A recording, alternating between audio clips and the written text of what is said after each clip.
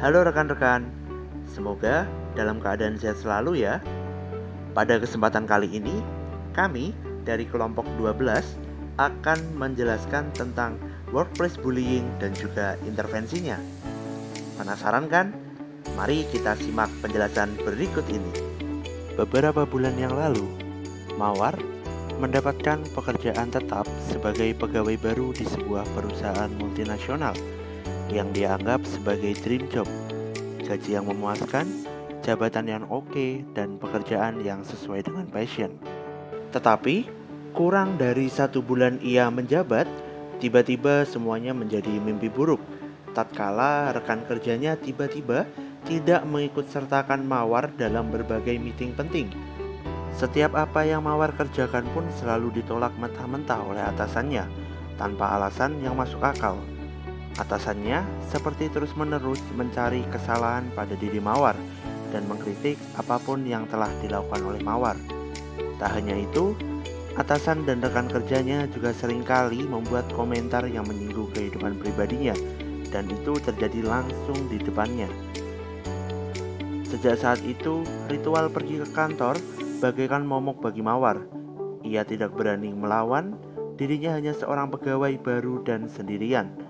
Mawar pun mengalami depresi dan tidak dapat fokus bekerja karena semua terasa sangat berat untuk dijalani.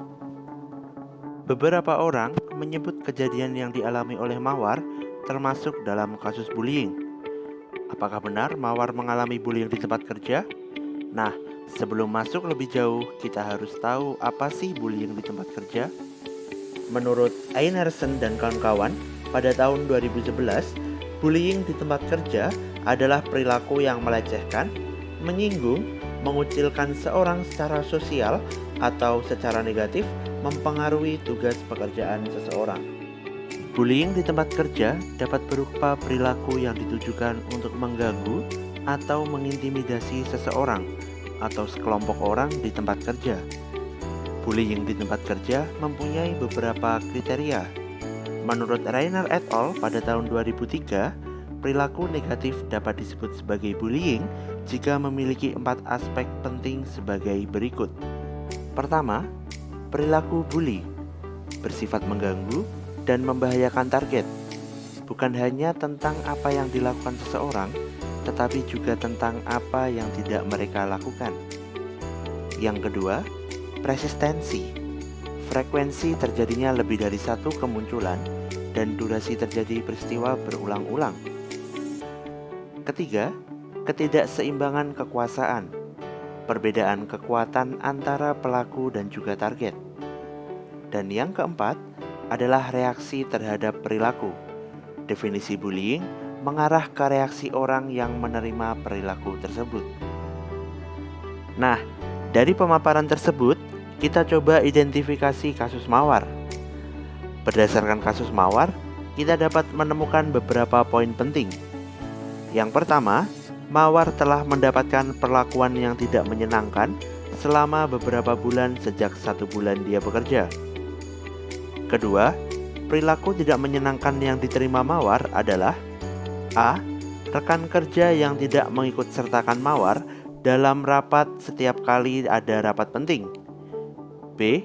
Atasannya berulang kali menolak setiap pekerjaan yang telah dikerjakan oleh Mawar tanpa alasan yang masuk akal. C. Atasannya seperti terus-menerus mencari kesalahan dan mengkritik Mawar. Dan yang ketiga, Mawar tidak berani untuk melawan karena dalam perusahaan tersebut statusnya hanyalah sebagai pegawai baru, sedangkan atasan dan rekan kerjanya sudah lebih lama bekerja di sana. Berikutnya adalah dampak dari perilaku bullying. Yang pertama, karena perilaku negatif terjadi secara terus-menerus, bullying dapat menyebabkan kecemasan, depresi, dan trauma pada target. Lebih parahnya lagi, 40% dari target yang paling sering dibully mengaku pernah berpikir untuk bunuh diri pada saat tertentu. Yang kedua, tak hanya mempengaruhi psikologis atau fisik individu, bullying juga membuat seseorang yang menjadi target berpikir bahwa organisasi tidak adil, sehingga mengurangi komitmennya pada organisasi, dan berdampak pada kinerja yang menurun. Dan yang ketiga, dampak dari bullying yang terjadi di tempat kerja juga dapat dirasakan oleh organisasi berupa ketidakhadiran atau biasa disebut dengan abstain, serta pengunduran diri atau turnover dari individu yang menjadi target, serta menurunnya produktivitas dari organisasi. Setelah kita mengetahui dampak bullying di tempat kerja yang sangat serius, maka masalah bullying di tempat kerja tidak dapat diabaikan begitu saja. Intervensi yang dapat dilakukan untuk kasus bullying seperti mawar ada 3 tahap, yaitu yang pertama adalah primary intervention. Intervensi primer difokuskan pada pencegahan bullying di tempat kerja. Yang pertama, memberikan pelatihan untuk meningkatkan kesadaran mengenai hak-hak karyawan, membuat calon pelaku bullying sadar akan perilaku mereka dan konsekuensinya, sehingga karyawan akan lebih sopan dalam berperilaku di tempat kerja serta mencegah bullying terjadi. Hal ini juga dapat membantu manajer agar lebih siap untuk melakukan intervensi jika bullying sudah terjadi. Selanjutnya adalah memperjelas peraturan mengenai bagaimana cara menangani pelanggaran serta memperjelas kode etik dan perilaku yang diperlukan untuk mencegah terjadinya bullying. Organisasi sebaiknya melibatkan semua perwakilan kelompok secara langsung dalam kebijakan dan memastikan kebijakan tersebut telah disebarluaskan kepada anggota organisasi. Selanjutnya, monitoring dan prosedur penanganan harus dilakukan dengan tegas dan objektif sesuai dengan kebijakan yang disetujui. Dan yang ketiga adalah memiliki kepemimpinan yang konstruktif dan aktif. Kepemimpinan yang baik mencakup beberapa faktor yang berbeda-beda, mencontohkan perilaku yang tepat dan beretika, serta mengambil sikap yang jelas tentang bullying dan tidak pasif. Berikutnya adalah secondary intervention. Intervensi sekunder berfokus untuk mengelola peristiwa bullying yang sudah terjadi. Langkah pertama yang harus dilakukan oleh HR dalam menangani bullying di tempat kerja adalah mengevaluasi kasus dengan mendengarkan kedua belah pihak dan menentukan tingkat intimidasi. Untuk segera menghentikan perilaku bullying, sebuah tindakan konfrontasi kepada pelaku bullying perlu segera dilakukan dengan mengatakan bahwa tindakan pelaku kepada orang yang menjadi target tidak dapat dibenarkan. Maka, pelaku dapat mengetahui perilaku apa yang seharusnya ia terapkan dalam lingkungan kerja. Salah satu tindakan cepat yang dapat diambil adalah melakukan diskusi informal dengan pelaku bullying untuk mengingatkan mengenai kode etik dan nilai-nilai organisasi. Hal ini juga berfungsi sebagai kesempatan bagi pelaku untuk mengubah perilakunya sebelum beralih ke tindakan disipliner. Tindakan disipliner sendiri biasanya melibatkan ancaman pemecatan, peringatan resmi, atau kemungkinan pemotongan gaji. Berikutnya adalah memberikan karyawan keterampilan atau sumber daya yang diperlukan untuk mengatasi bullying, seperti halnya pelatihan manajemen konflik dan regulasi emosi. Apabila karyawan dapat merespon agresi yang diterimanya secara adaptif, maka resiko bullying terhadap memburuknya kesehatan dan kesejahteraan karyawan dapat dikurangi.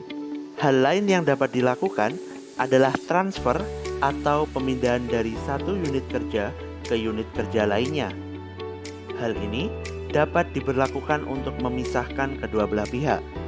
Seringkali, targetlah yang meminta dipindahkan daripada seorang pelaku, karena ia ingin menjauh dari pelaku intimidasi.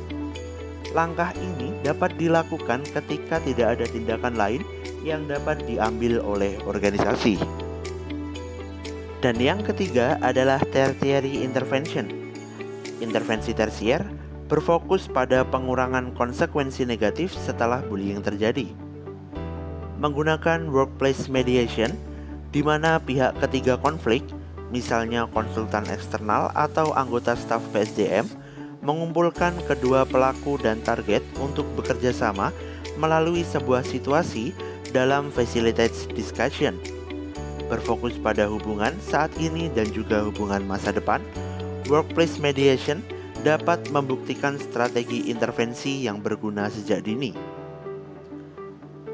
Selanjutnya, yaitu adalah menawarkan konseling atau pembekalan untuk target, bahkan bisa pula untuk pelaku.